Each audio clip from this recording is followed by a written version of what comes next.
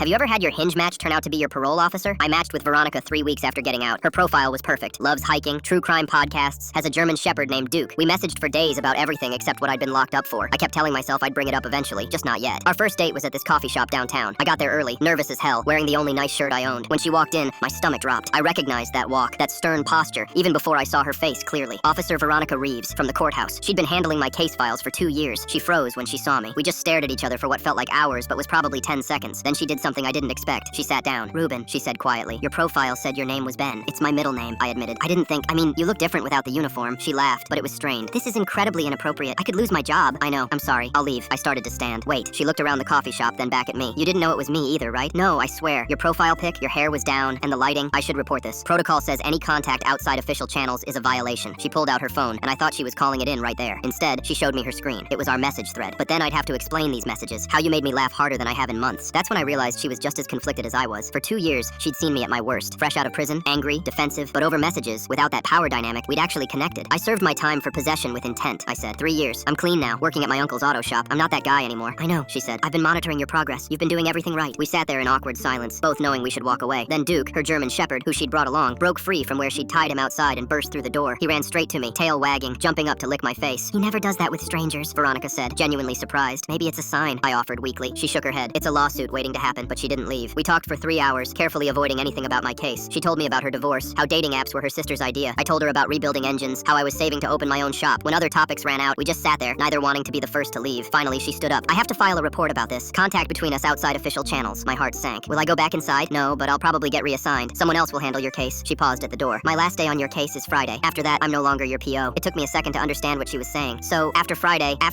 I'm just Veronica who likes hiking and true crime podcasts." She gave me the smallest smile. Maybe Ben from Hinge could text her then. That was 6 months ago. We waited the full week, then another month just to be safe. Our first real date was hiking with Duke, who still loves me more than any dog should. Veronica jokes that Duke knew before we did. Last week, I told her I loved her. We were working on a car together. She wanted to learn basic maintenance. She had grease on her nose, her hair tied back, looking nothing like the stern officer who used to check my drug tests. She said it back immediately, then added, "This is still wildly inappropriate. Former parolee, former parole officer," I corrected. "Now we're just two people who met on a dating app. With the weirdest how we met story ever," she laughed. "My parole ended last month. At my final meeting with my new PO, he said, 'Reeves put in a good word for you. Said you're one of the success stories.' I wanted to tell him she was my success story too, but some things are better kept quiet, though I'm definitely telling our kids one day. Well, maybe when they're older, much older."